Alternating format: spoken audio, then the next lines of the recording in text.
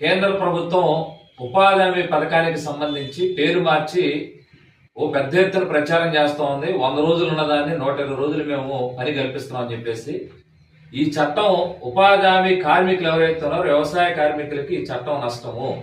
ఈరోజు కేంద్రం ఈ ఉపాధి హామీ పథకానికి సంబంధించి గతంలో కేంద్రం వాటా 90%, రాష్ట్రాల వాటా 10% ఉండేది. ఇప్పుడు కేంద్రం 60% వాటా, రాష్ట్రం 40% వాటా పెట్టుకోవాలనే నిబంధన వల్ల రాష్ట్ర ప్రభుత్వాలు ఈ పథకాన్ని భారంగా భావించే పరిస్థితి, ఈ పథకం ప్రకారం పనులు చేయించే పరిస్థితి కాదు. దీని ద్వారా దేశవ్యాప్తంగా 30 కోట్ల మంది పైచీలుగా ఉన్నటువంటి వ్యవసాయ కార్మికులు ఉపాధి పనులు చేస్తున్న వాళ్ళు ఈరోజు పని కోల్పోయే ప్రమాదం ఉంది.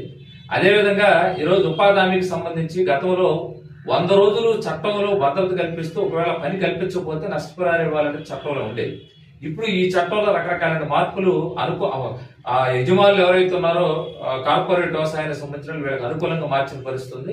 ఈరోజు 60 రోజుల పాటు పంట సాగు కాలం అనే పేరుతో రకరకాల కారణాల పేరుతో ఉపాధి హామీ పనులు సీలింగ్ పెట్టిన పరిస్థితుంది. దీనివల్ల అనేక ప్రాంతాల్లో ఉపాధి హామీ పని కోల్పోతారు.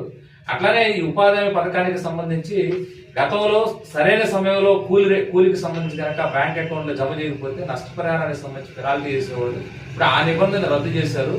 ఈ రోజు ఈ చట్టం అనేటువంటిది ఏదైతే ఉందో ఉపాధి హామీ పథకాన్ని పేరు మార్చుకున్నారు. పేరు మార్చినప్పటికీ ప్రజలకు ఉపయోగపడితే ఈ ఉపాధి హామీ పథకం ఉపయోగపడేది. కానీ ఉపాధి హామీ పథకాన్ని నీరుగార్చే పద్ధతుల్లో కేంద్రం వాటా తగ్గించడము, ఒక పక్కనే వ్యవసాయ కార్మికులు, అట్లానే వలస కార్మికులు, రైతు సంఘాలు, మిగతా రకరకాలైనటువంటి వ్యవసాయ ఆధారితంగా ఉన్నటువంటి వాళ్ళందరూ కూడా 200 రోజులు పని కల్పించాలి, 700 రూపాయలు కూలి ఇవ్వాలని పక్కన డిమాండ్ చేస్తూ ఉంటే ఇదేదో పెద్దగా మార్పు చేసేవారి పద్ధతుల్లో మభ్యపెట్టడం కోసం ప్రయత్నం చేస్తుంది. దీన్ని వ్యతిరేకిస్తూ సిపిఎం పార్టీగా ఒక వారం రోజుల పాటు 21వ తేదీ వరకు ఇంటింటికి ప్రచారం చేయాలని నిర్ణయం చేయడం జరిగింది. ఆ రకంగా పోస్టర్ను ఆవిష్కరించి ఈ క్యాంపెయిన్ రేపల్లి నియోజకవర్గంలో కూడా అన్ని చోట్ల ప్రచారం చేస్తామని తెలియజేస్తారు.